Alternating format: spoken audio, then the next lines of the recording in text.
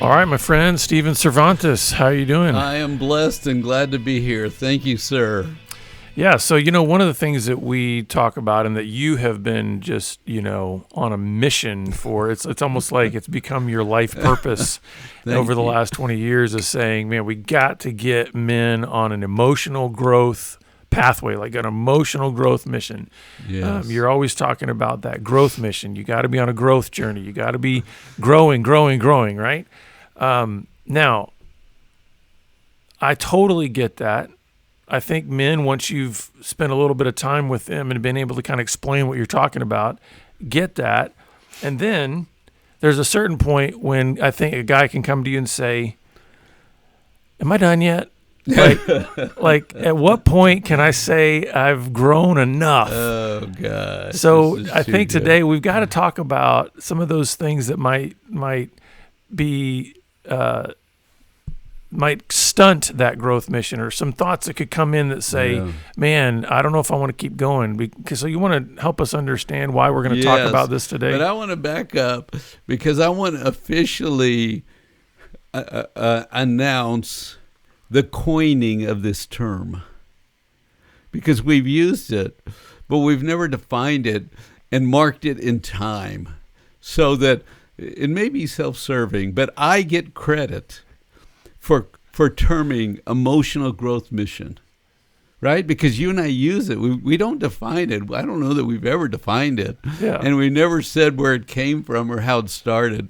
But I'm like tickled that you're recognizing, because God, I think, gave this to me as the message to tell the men. Get on an emotional growth mission. Underneath sexual addiction is stunted emotional growth. Addiction on top, emotional, who you are emotionally underneath. You put this in check, you still got a weak emotional man. You got to get on emotional growth mission. You got to do the deeper work. And when I say emotional, I mean spiritual and emotional, right? What is love, emotional or spiritual? What is suffering, emotional or spiritual? What is joy? They're the same. They're interchangeable.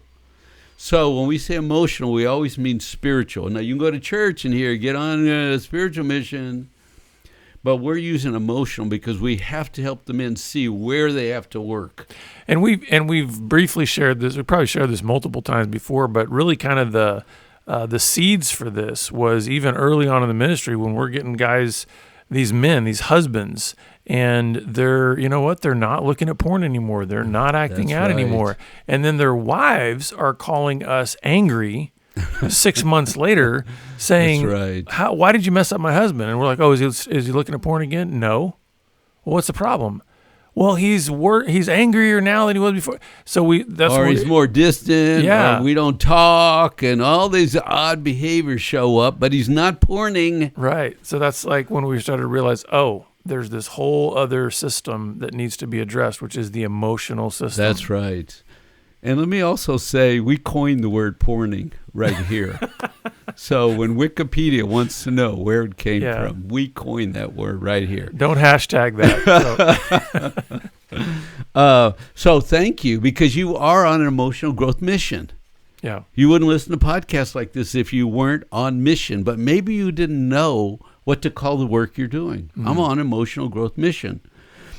And we historically push steps down instead of face it and pull it up and look at it. And Jonathan said, we get angry, we get irritable because we can't do the other thing, right? And so remember, think on two levels. The top one is behavior, stopping behavior, accountability, don't do stuff. The bottom program is do stuff, do new, better stuff, do God's stuff, do healing stuff, growth stuff. So one, you get on this mission, but we've started hearing comments, feedback, and so we wanted to play with this a little bit and challenge you to stay on the mission, to be aware that everybody's on an emotional growth mission, because we're on a spiritual growth mission. And when does it end? Never. And that's why I think it's important, this particular podcast, because 100% of you who are listening, no matter where you are on your emotional growth mission, you will run into one of the things that we're going to talk here about that could be a stunting, could be something where you're like, I don't know if I want to keep doing this, or what's the point?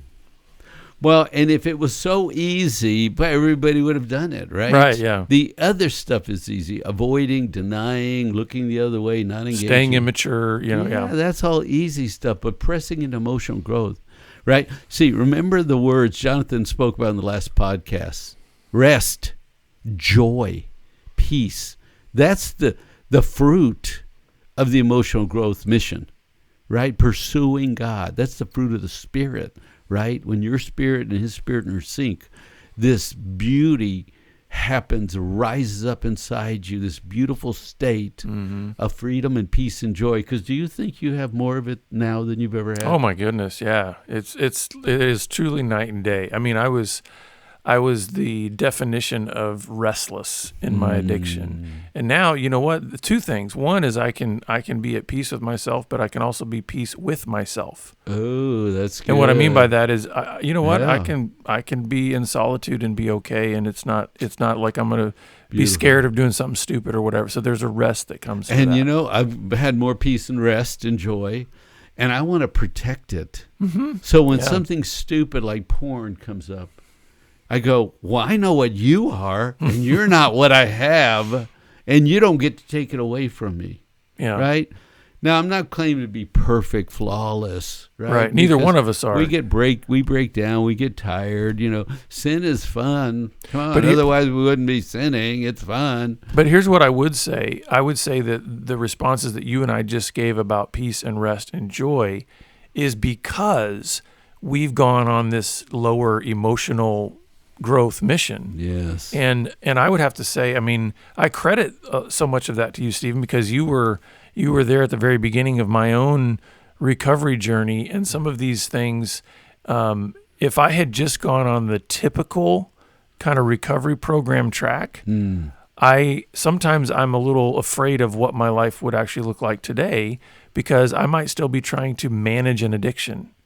Yes. Instead of actually experiencing the rest and the joy and the peace and the freedom. Or be in recovery. Yeah. I got to be recovering all the time. Like recovering from what? And what are we going to go back to? In the emotional growth mission, it's like there's no place to go back to. You can't recover to a bad place. Yeah, you've got to be going forward. You got to be going forward. You got to be on a growth mission if you want to get where you need to go. But we validate the guys that are stopping bad behavior. Yeah. Yes. First year, please, work on recovery and stopping bad behavior.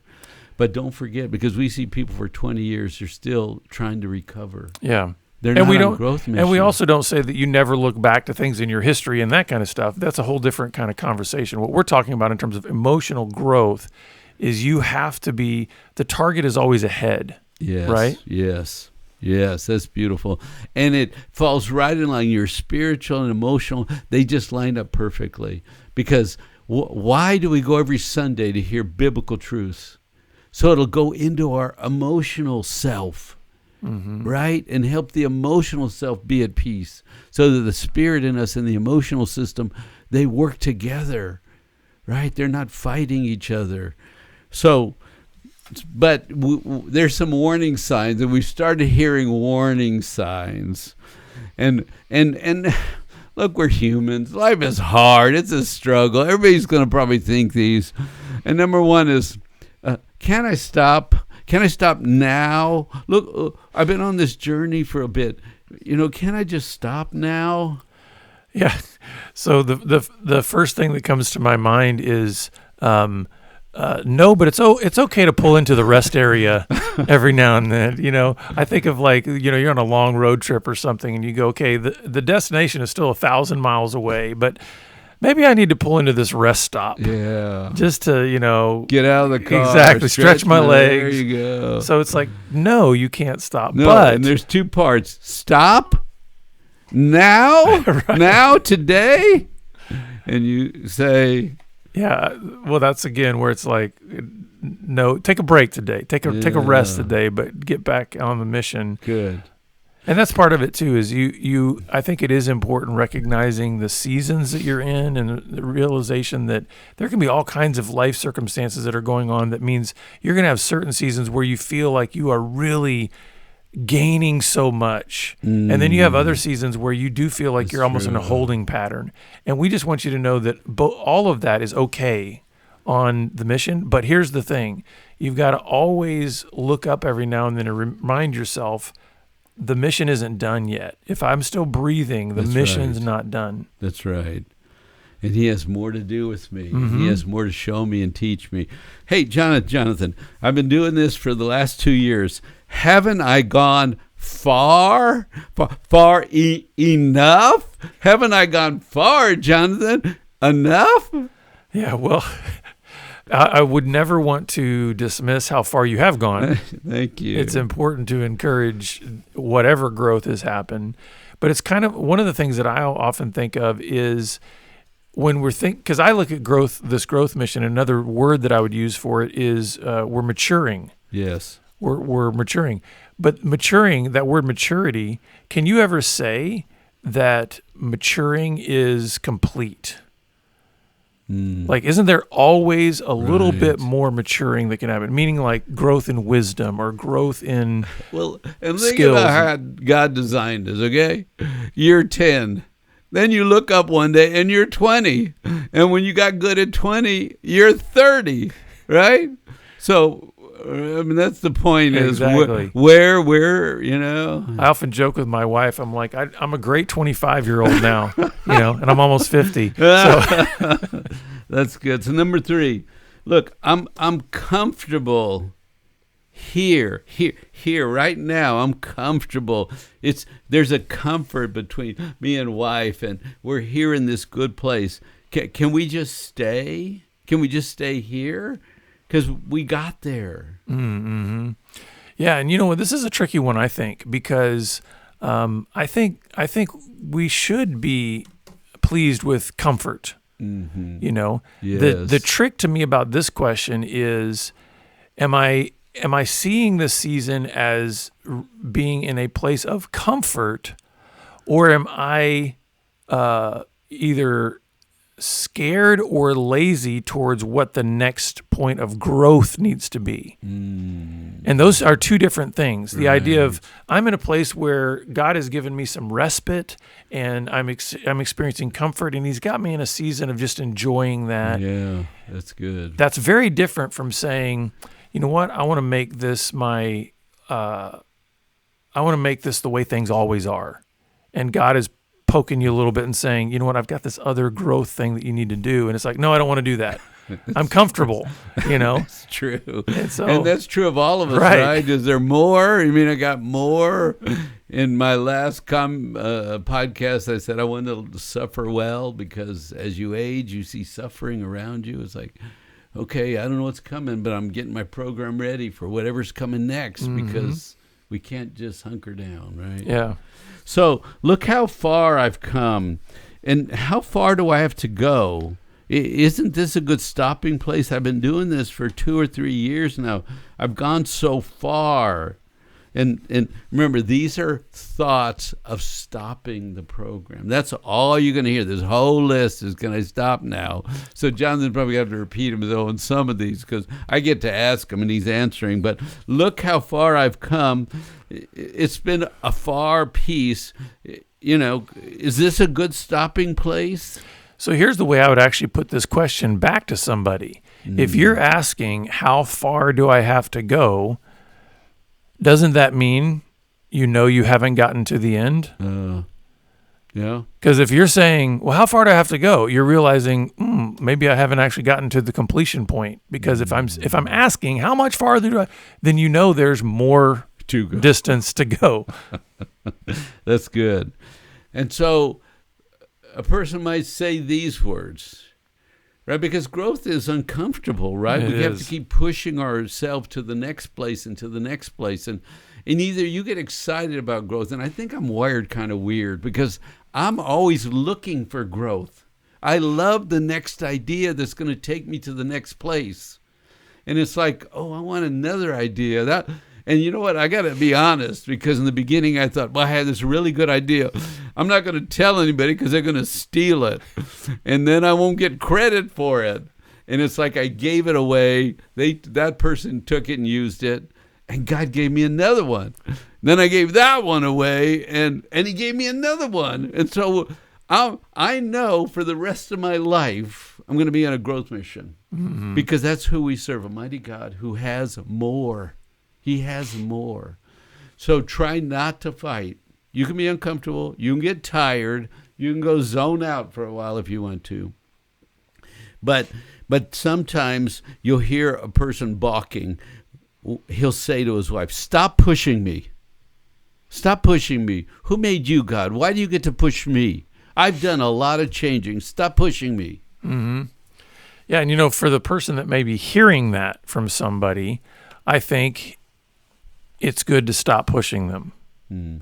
And what I mean by that is I think we need to recognize what the larger context of this whole growth mission is that we're talking about, is that we are created in the image of God and we are made by God. Mm. So who is it in our lives that has actually taken final and full authority and responsibility for the overall growth mission in our lives?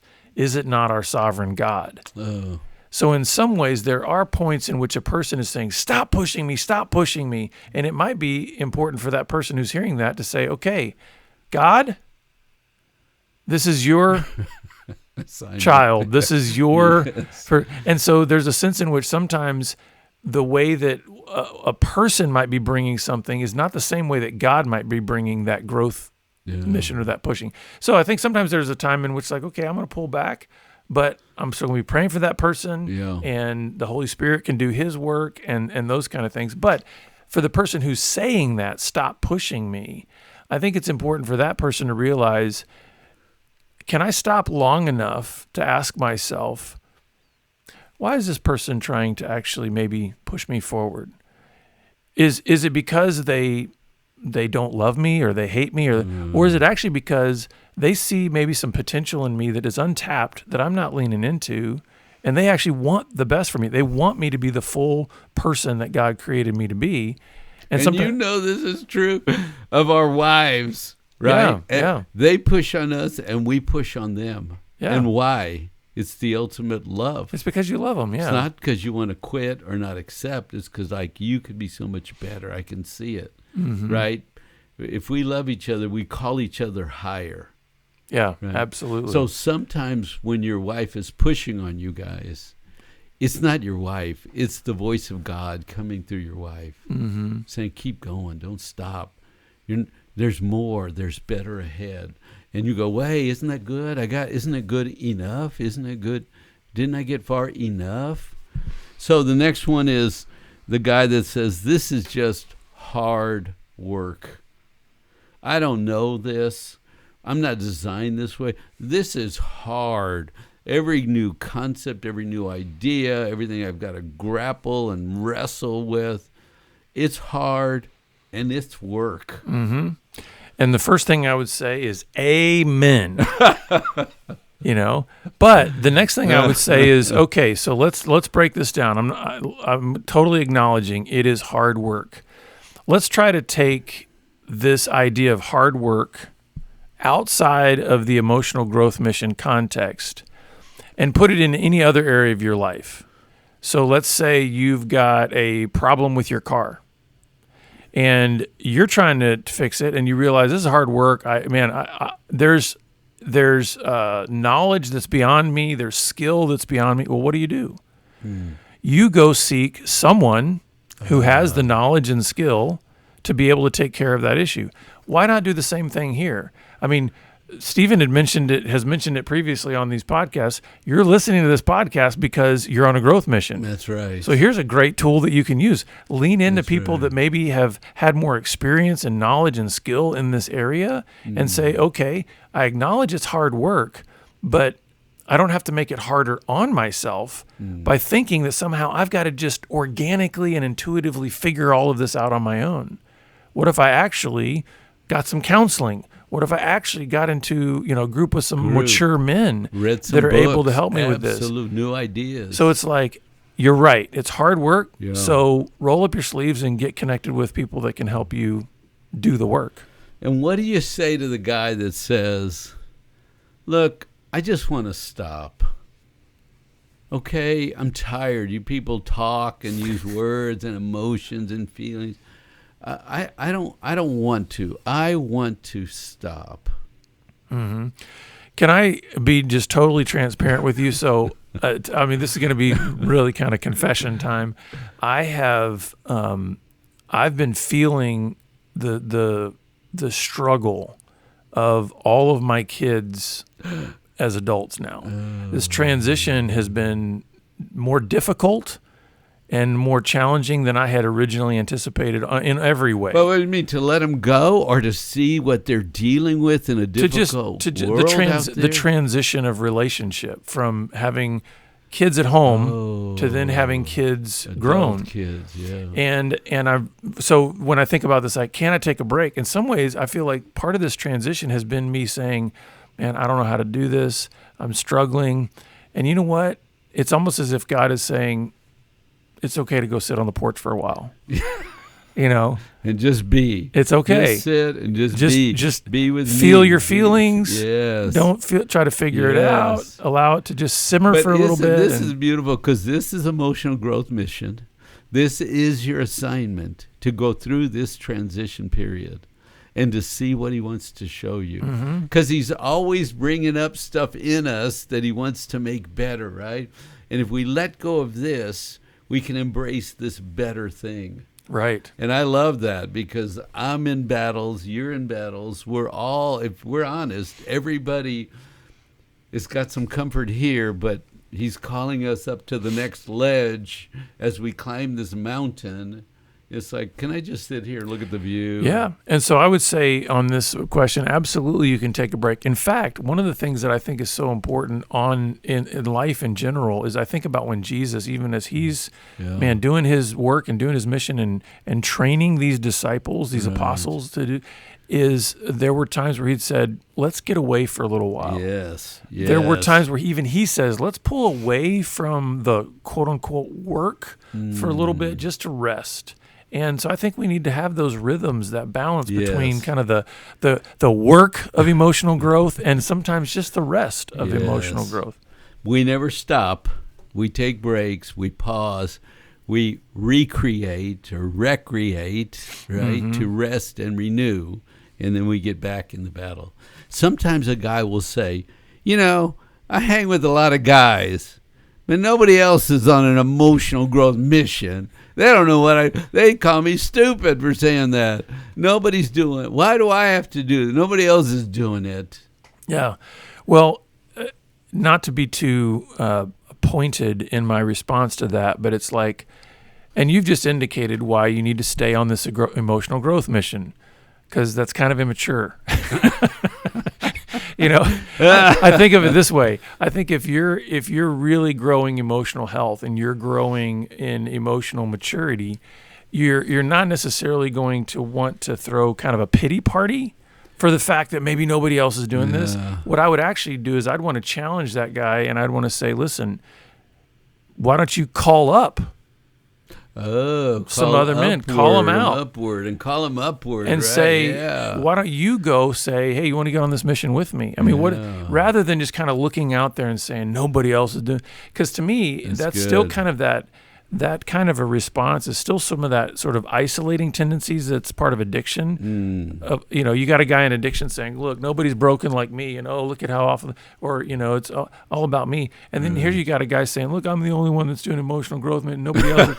It's like, hey, man, get engaged and call some guys out to come on the journey with you. That's good.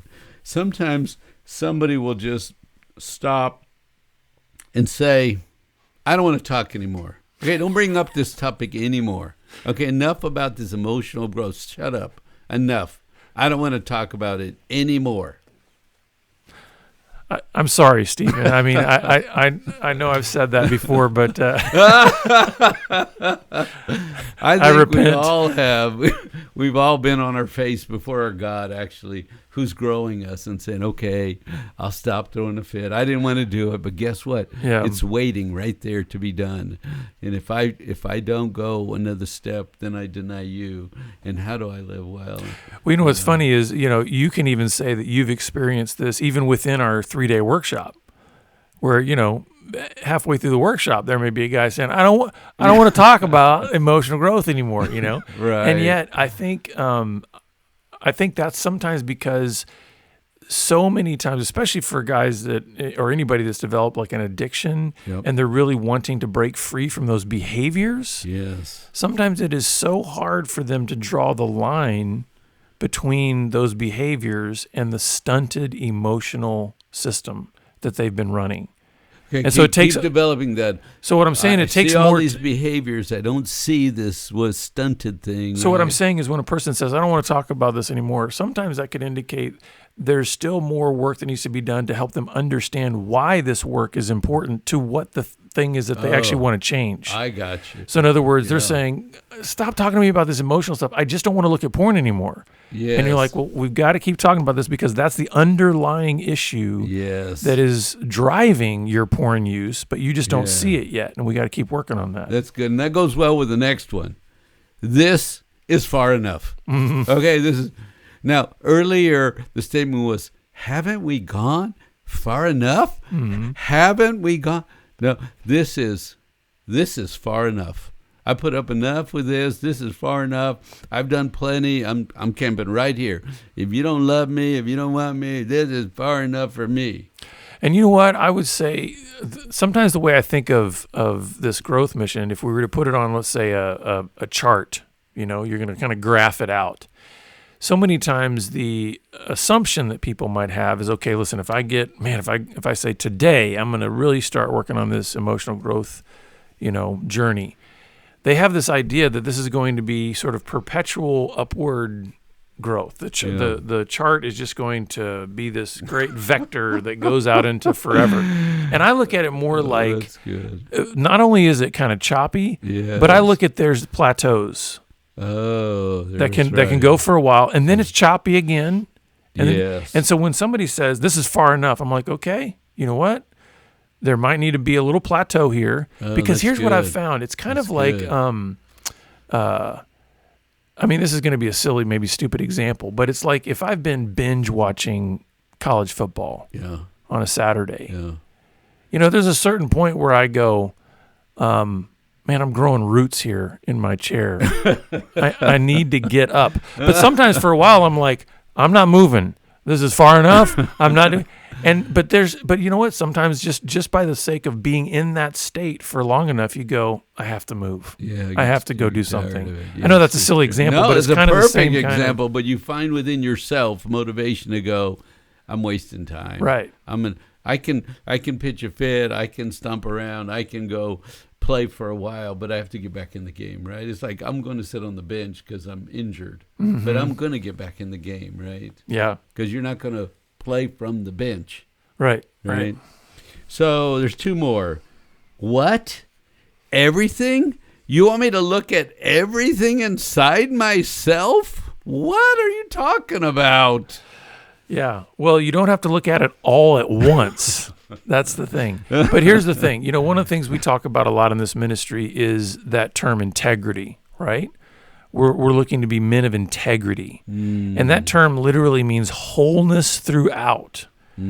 So if you're saying, I want to be a man of integrity or a woman of integrity, I want to be a person of integrity, but you're essentially saying on this growth mission, but there's 25% of myself I don't want to look at.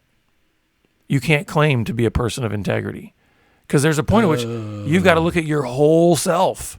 You got to look at all of it. And again, like I said, you don't have to look at it all at once. Right. But part of the growth mission, and you've experienced this along the way, is, man, God really has you honing in on one particular area. Yeah. And as you start to kind of gain some stability and maturity in that area, there's a part of you that starts thinking, you know what, I'm becoming complete. And then all of a sudden a door opens. And it's like, I didn't even see that part before. I got to go down You that know, hall. there's a whole nother. And so some of it is if you're on this Yeah. growth mission, just recognize there's going to be a lot that even on the front end, when you start saying, I got to look at everything, you don't even know what everything means. It's true. But Okay. go on the mission. And let me weave that one with this one. Can I keep some things off limit? Can't there be a few personal parts of me that are mine? Yeah, you know, it's one of those things where I think that's also part of the growth mission in terms of realizing that at some point, because we were designed to be known, somebody's got to know you. And that means, all of you. Now, that doesn't mean everybody has to know all of you. Yeah, right. But you've got to have some people. I mean, if you're married, certainly your spouse. If you've got some close friends, people are going to need to know all of you. And oftentimes those dark, heavy, moldy, shut off places need Jesus' light to come in and, clean up, sanctify, clean up, but shed light of purity and truth in some dark places. You think, oh, man. And, if you confess to him or you confess to one person, something happens. Mm-hmm. So if you have felt any of these or all of them, just know you're on the mission. We want to encourage you to keep going. It's okay to take some breaks along the way just to get some rest, but don't ever stop the mission because I actually believe this is a mission that will even continue on in eternity because we have an eternal God. There's no way that we're going to be able to fully comprehend him. And so I think this is only like the practice grounds for us being able to know how to really grow and be immature. So if you'd like help along the way, please reach out to us. And we look forward to seeing you back here again next time on the Pure Sex Radio program. God bless.